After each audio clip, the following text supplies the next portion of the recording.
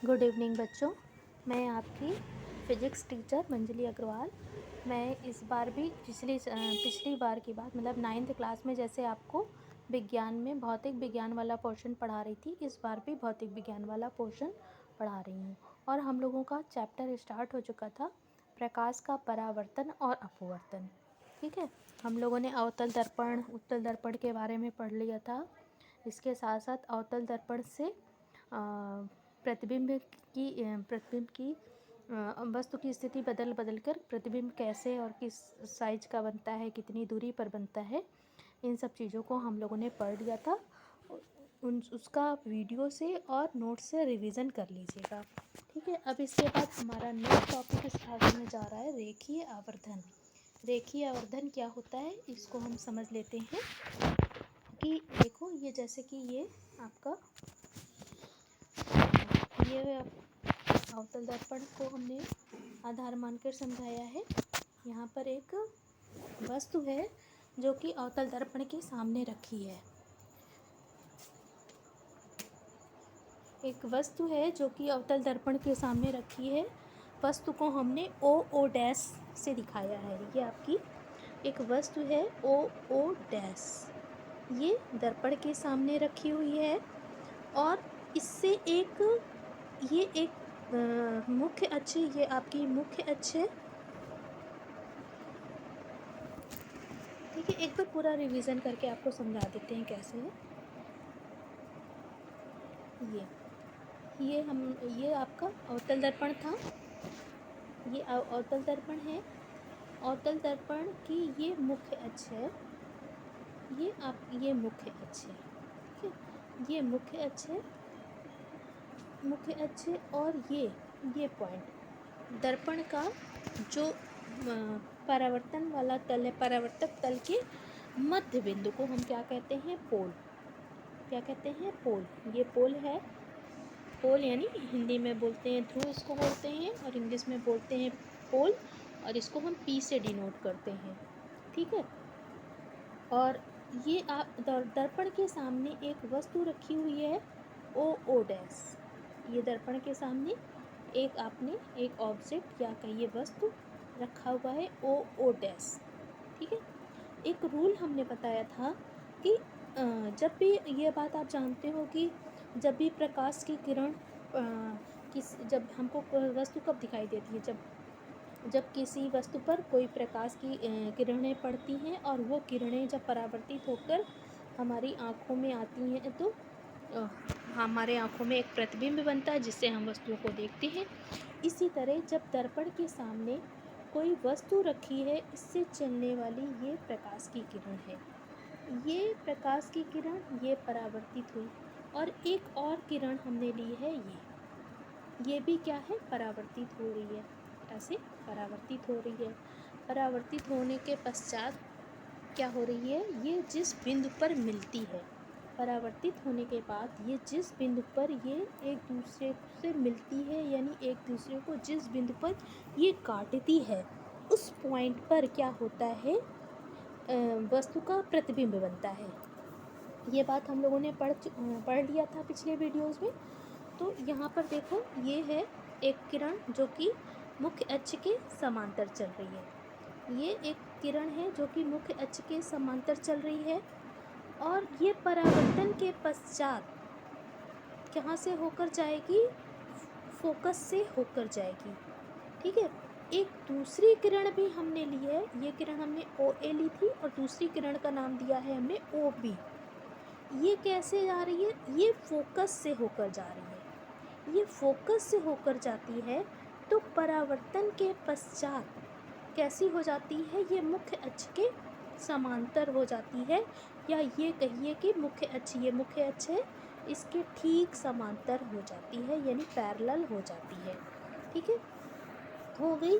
और ये क्या हो रही है? जब ये दोनों परावर्तित किरणें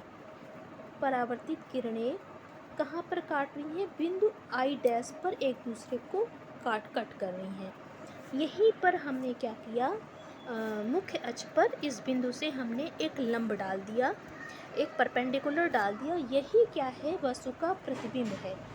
वस्तु ओ ओ डैश का प्रतिबिंब बन रहा है आई आई डैश। क्या बन रहा है? आई आई डैश। ठीक है। अब आप देखो कि ये जो वस्तु है इसकी लेंथ कुछ और है और प्रतिबिंब की लेंथ कुछ और है, यानी दोनों की लेंथ में कुछ डिफरेंस है। ठीक है। तो ये डिफरेंस कि इन दोनों में क्या अनुपात है, मतलब प्रतिबिंब वस्तु से कितने गुना बड़ा बन रहा है या कितने गुना छोटा बन रहा है, यही क्या कहलाता है? रेखीय आवर्धन। क्या कहलाता है? रेखीय आवर्धन। ठीक है। तो ये देखो, ये डिफिनीशन क्या दी गई है, ये तो मैंने आपको गुना वाली जो बात बताई ये थोड़ा मोटा मोटा था, लेकिन मेन मतलब यही होता है कि जो वस्तु आपने रखी है उससे प्रतिबिंब की लंबाई कितने गुना अधिक हो गई है या कितनी छोटी हो गई है, कहने का मतलब यही होता है। तो प्रतिबिंब की लंबाई तथा वस्तु की लंबाई के अनुपात को हम कहते हैं रेखीय आवर्धन, और इसको हम किससे दिखाते हैं? एम से डिनोट करते हैं। ठीक है। मैं ये हम लीनियर मैग्नीफिकेशन का हमने एम ले लिया है, एम से डिनोट करते हैं, जबकि दोनों लंबाइयाँ मुख्य अक्ष के लंबवत नापी गई हैं। ठीक है। ये देखो हम लोगों ने क्या किया है कि जो प्रतिबिंब की लंबाई है और वस्तु की लंबाई है वो मुख्य अक्ष से क्या कर रही है? 90 डिग्री का एंगल बनाते हुए रखी हुई है। ठीक है। तो ये बात थी। फिर अब क्या है दूसरी पॉइंट यहाँ पर क्या बताने लायक है कि मुख्य अक्ष के ऊपर जितनी भी दूरियाँ, ये बात हमने चिन्ह पर पाटी में पढ़ ली थी कि मुख्य अक्ष के ऊपर जितनी भी दूरियाँ होंगी वो धनात्मक होंगी और नीचे की ओर जितनी दूरियाँ होंगी वो ऋणात्मक होंगी। ये बात भी हम लोगों ने पढ़ी थी। तो ठीक है, यहाँ पर जो वस्तु है वो मुख्य अक्ष के ऊपर रखी है, मुख्य अक्ष के मतलब ऊपर साइड में रखी है और प्रतिबिंब नीचे की ओर बन रहा है, यानी जो रेखीय आवर्धन आएगा वो ऋणात्मक आएगा। कैसा आएगा? ऋणात्मक आएगा। और अगर रेखीय आवर्धन ऋणात्मक आता है तो इसका मतलब है कि जो प्रतिबिंब है हमारा वो कैसा है? ऋणात्मक आएगा। ठीक है, ये बात है।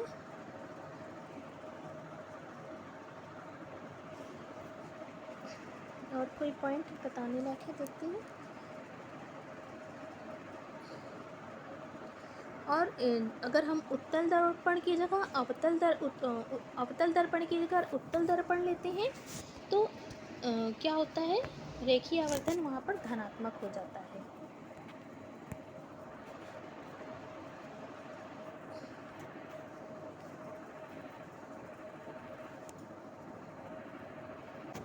ये तो रही डिफिनीशन की बात। अब हम इसको मैथमेटिकली इसको रिप्रेजेंट करने के लिए क्या फार्मूला है इसको समझेंगे। ठीक है। तो यहाँ पर जो वस्तु को हमने दिखाया है ओ ओ डैश से और प्रतिबिंब को दिखाया है आई आई डैश से। और दर्पण से जो वस्तु की दूरी है उसको हम यू से डिनोट करते हैं।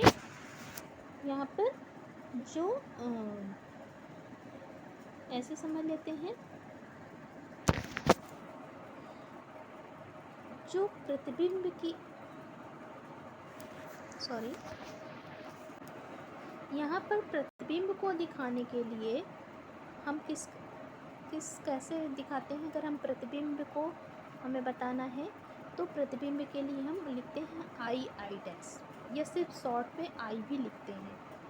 और वस्तु को दिखाने के लिए हम क्या लिखते हैं? वस्तु की लेंथ, प्रतिबिंब की लेंथ के लिए, वस्तु की लेंथ के लिए आई लिखते हैं और वस्तु की लेंथ के लिए, की लंबाई के लिए हम ओ लिख देते हैं सिर्फ। ठीक है।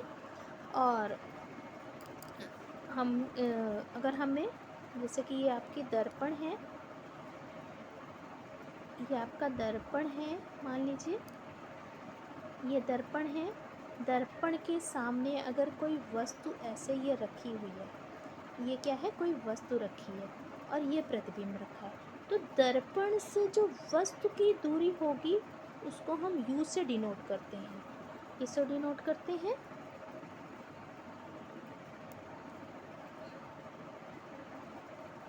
ये है दर्पण है आपका उत्तल दर्पण, हमने अवतल दर्पण लिया है।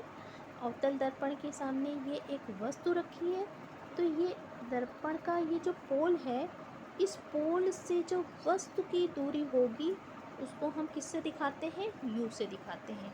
और मान लीजिए ये आपका प्रतिबिंब बन रहा है, तो प्रतिबिंब की दूरी, ये मान लीजिए प्रतिबिंब है, तो प्रतिबिंब की दूरी को हम, दर्पण से प्रतिबिंब की दूरी को हम v से डिनोट करते हैं। ठीक है।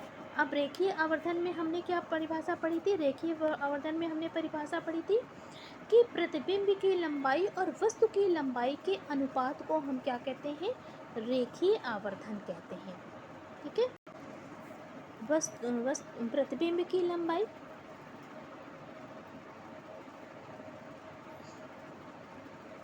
हम क्या पढ़ रहे हैं, रेखीय आवर्धन पढ़ रहे हैं, रेखीय आवर्धन। और इसको हम किससे दिखाते हैं, एम से दिखाते हैं, एम से दिखाते हैं। और हमने डिफिनीशन के अनुसार क्या है, प्रतिबिंब की लंबाई और वस्तु की लंबाई को हम क्या कहते हैं, रेखीय आवर्धन कहते हैं। ठीक है। इसको हम और भी कैसे बता सकते हैं कि दर्पण से प्रतिबिंब की दूरी बटे दर्पण से वस्तु की दूरी के अनुपात को भी हम रेखीय आवर्धन के नाम से जानते हैं। ठीक है। तो ये रहा हमारा रेखीय आवर्धन का फार्मूला।